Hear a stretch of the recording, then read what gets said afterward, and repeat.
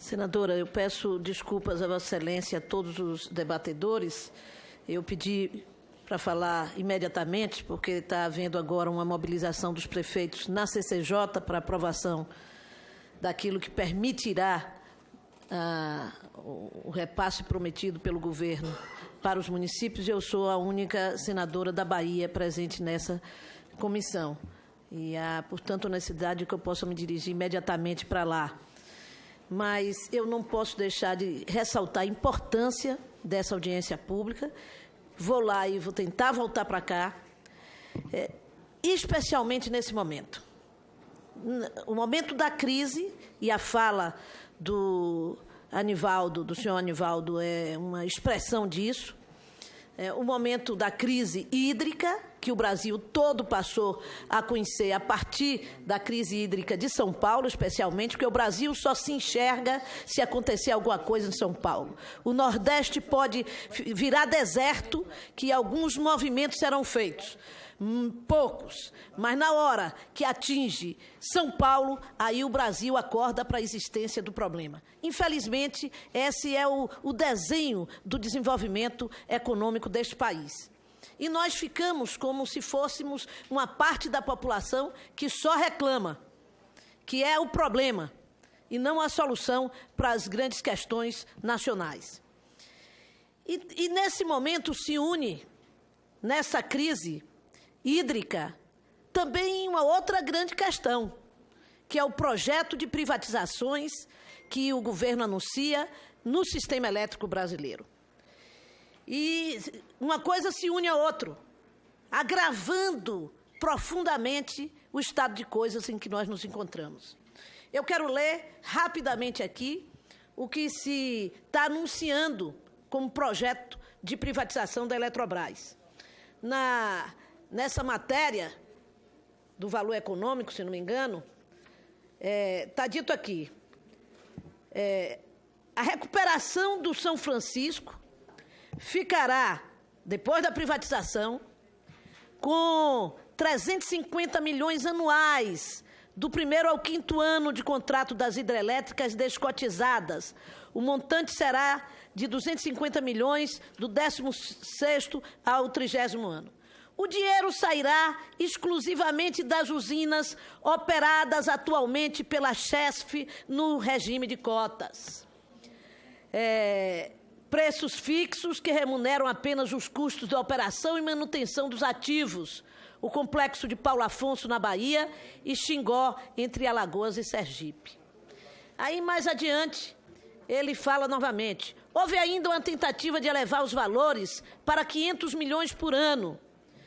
O dinheiro carimbado para a revitalização não será pago à vista, mas em parcelas anuais para a Eletrobras. É claro que a Fazenda se colocou veementemente contra esta posição, mas o governo garantiu que essa condição será mantida. Ora, ainda mais adiante diz o seguinte: será dessa diferença entre o valor recebido atualmente pela Eletrobras no regime de cotas e a nova tarifa que a Chesf vai tirar os recursos para pagar a contribuição ao Rio São Francisco. O montante total é significativo para o programa de revitalização do Rio, mas não chega, a própria matéria reconhece, não chega a representar uma grande fatia do lucro que a Eletrobras privatizada poderá obter.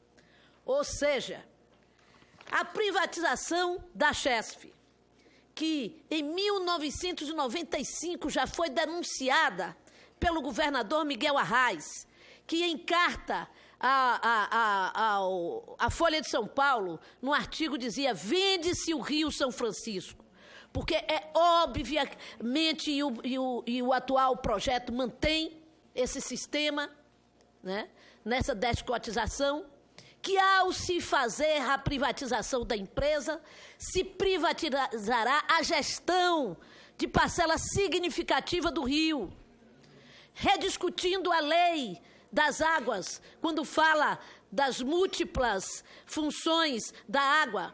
Obviamente, os investidores privados estarão preocupados em manter prioritariamente o uso da água para a geração de energia.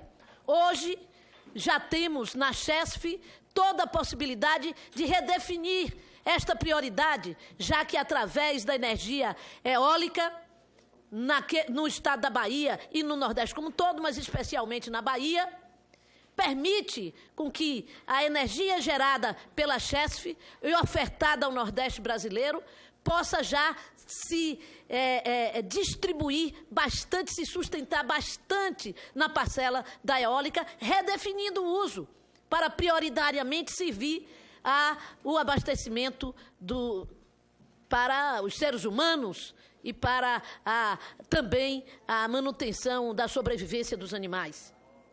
Em disputa ainda com o agronegócio existente na região. Ora, Dr. Arraes alertava isso em 1995 e anunciava na sua carta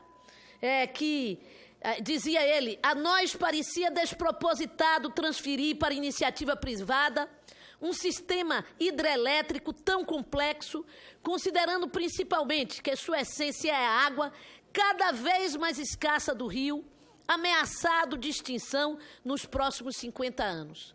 Dessa data para hoje, nós temos cerca de 22 anos. E a escassez se aprofundou imensamente.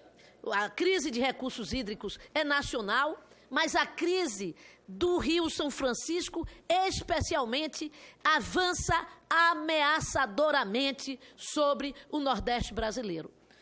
Eu conversei na COP com o ministro do Meio Ambiente, o ministro Sarney, sobre essa situação que há algum tempo venho tratando com ele. E ele me dizia, senadora, nós agora vamos conseguir liberar as multas das empresas e nós vamos fazer agora um investimento de 850 milhões vindo da multa da Petrobras para a revitalização. Reconheço que a revitalização do Rio São Francisco precisa ter outra prioridade. Nós não podemos também ter prioridade na ação apenas da qualidade da água, mas principalmente hoje na revitalização das matas ciliares do rio, claramente ameaçadas, que interferem na vazão do rio e interferem na vazão dos seus afluentes principais. Ora, isso é uma promessa, ainda não foi cumprida. Como o senhor Anivaldo ressaltou aqui, mais de 10 bilhões já foram gastos na transposição do Rio São Francisco, sem que a obra ainda tenha se concluído. E na revitalização, era prometido que igualmente se aplicaria na revitalização. A Bahia foi acusada de não querer a transposição, quando a Bahia nunca se colocou contra a transposição, mas dizia claramente que sem revitalização não poderia haver transposição do rio. O que nós estamos vendo aqui hoje é que, além de tudo, a perversão do capital é tamanha dentro deste governo que se coloca como grande salvação do Rio São Francisco se privatizar a Chesf. Aquela que é a empresa mais importante em mais de 100 anos, o investimento mais importante em mais de 100 anos feito no Nordeste brasileiro, sustentáculo do seu desenvolvimento, de todas as áreas, e que, nesse momento, está ameaçada, não numa proposta que resolva o problema do Rio. São 350 milhões anuais. Isso é uma esmola para a revitalização do Rio São Francisco. Isso é uma farsa para a revitalização do Rio São Francisco, onde hoje o cálculo é que 7 bilhões anuais seriam necessários para em 10 anos se recuperar o rio, não mais os 10 bilhões previstos em 10 anos. Então, o que está se preparando contra o Nordeste brasileiro, especialmente, e contra o povo brasileiro, com a entrega da Chesf ao capital internacional, é um absurdo inaceitável. Está se tentando fazer uma outra pequena manobra, né, quando se prevê com arrecadado via tarifa da energia usuária em torno de 350 milhões ano para cobrir o custo pelo uso da água dos estados de Pernambuco, Rio Grande do Norte, Ceará, Paraíba. O que é que eles estão fazendo agora? Querendo, através da tarifa da água, compensar, entre aspas, os governadores ou os governos de estado que no projeto anterior do governo da presidente Dilma, a discussão da transposição impunha que os governos do estado assumissem a conta pelo uso da água. Ora, se daria um doce aos governos de estado agora para arrefecer a postura de reação dos governadores, que já enviaram a carta ao presidente da República, assinado por todos os governos, propondo que se retire da pauta a discussão sobre a privatização da Chesf. De um lado, se acomoda, entre aspas, os interesses financeiros dos governos do Estado, dando-lhe uma solução para que eles não paguem a conta do uso da água. Do outro lado, se anuncia que a Chesf, a própria Chesf agora, com o pagamento das cotas, será a responsável para, através dessa cotização, pagar a revitalização do Rio São Francisco. É, sem dúvida nenhuma, um projeto de uma inteligência pervertida, absolutamente impressionante. O que nós queremos é a revitalização do Rio São Francisco para dar vida ao povo nordestino e ao povo brasileiro. Nós não queremos essa farsa de investimento de 350 milhões, que é uma esmola, volto a dizer, que, é claro, pode encher os olhos de quem não está recebendo tostão algum, mas que serão absolutamente insuficientes para fazer o Rio voltar a viver como ele precisa, com os investimentos necessários para que ele não morra em bem breve espaço de tempo. Porque já avançou demais. E não é uma responsabilidade desse governo apenas, mas o descaso com o Rio São Francisco avançou muito nesses últimos 20 anos, 20 e poucos anos, fazendo com que o futuro negativo da morte do Rio se antecipasse.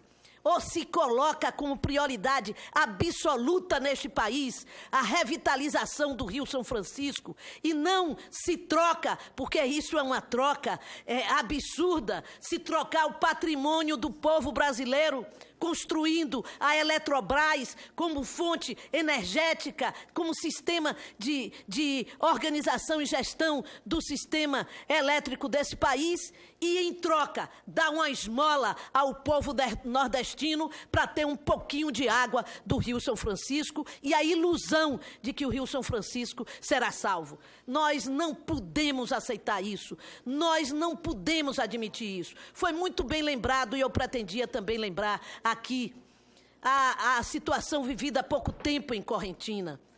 Aquilo parecia, quando eu vi as primeiras, eu não estava aqui, estava participando da COP, parecia a mim, me pareceu uma cena de um filme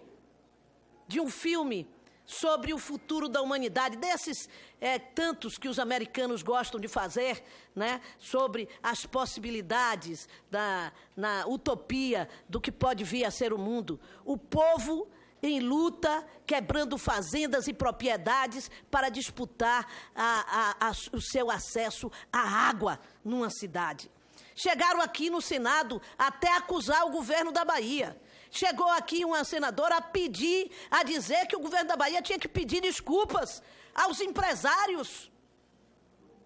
Vejam como se distorce a questão. Não se discute a gestão dos recursos hídricos. Não se discute a política dos recursos hídricos. Está em pauta o interesse, em primeiro lugar, do capital no agronegócio e a disputa do povo Disseram que foi o MST.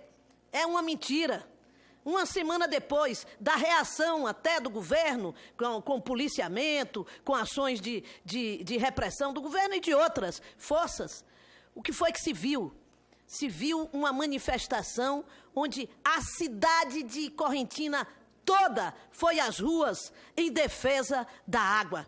Esse é o futuro que nós estamos prevendo acontecer no resto do território por onde passa o Rio São Francisco. As pessoas daqui a uns dias vão estar invadindo as propriedades, ou vão estar invadindo os espaços, ou lutando, disputando um copo de água, disputando um pedaço de acesso ao Rio São Francisco, que estará poluído e morrendo a cada dia.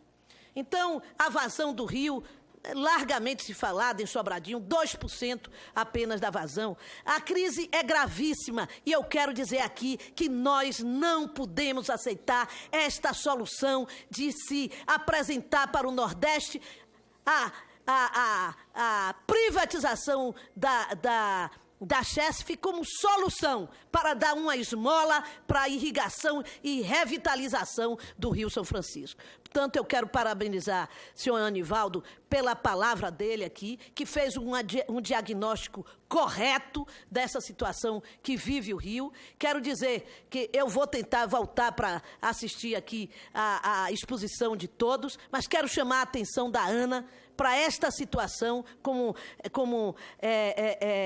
agência reguladora, para essa situação dos recursos hídricos do Brasil, que sei que eles têm muito claramente, mas quais as ações que a população poderá fazer, né? O próprio ministro do Meio Ambiente se manifestou já contra algumas medidas do governo, e me disse claramente, agora, a 795, a medida provisória, mas ele sai daqui a pouco. Vai ser candidato no seu estado e vai sair daqui a pouco. Como será que dará prosseguimento o caminho da defesa dos recursos hídricos do Brasil? Fiz um projeto também, gostei da palavra de Vossa Excelência sobre a Caatinga, que está na Câmara, colocando a prioridade da Caatinga no fundo, que aqui, o fundo do meio ambiente, que tem prioridade para os recursos para a Amazônia, para o bioma da Amazônia. E isso é errado. E eu acrescentei a Caatinga, porque a Caatinga é esquecida. É como se a seca no Nordeste não tivesse o seu agravamento com o fim da Caatinga e, portanto, de toda a plantação original, natural nossa da Caatinga. Então, eu deixo aqui essa, digamos assim, essa denúncia, essa palavra de indignação quanto a essa situação que vivemos. E, infelizmente, vou ter que ir até a CCJ votar e espero voltar em breve. Muito obrigada.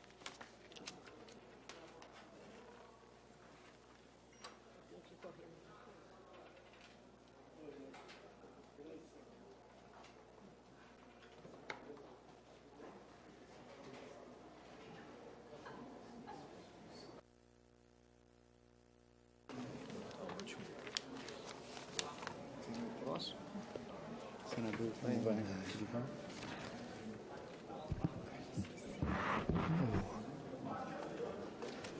Lamentavelmente, o Anivaldo que fez uso da palavra. só ele. Lamentavelmente não temos nenhum senador presente, que isso a mim particularmente, me preocupa muito quando a gente promove uma audiência e aqueles que deveriam estar presentes nessa audiência pública não estão, principalmente os nobres senadores da região Nordeste e do semiárido. Mas com as nossas desculpas, vamos prosseguir essa audiência convidando o nosso assessor especial do ministro da Integração, o Irani Braga Ramos, com a palavra.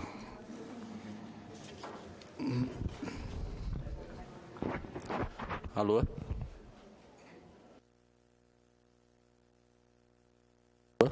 Alô?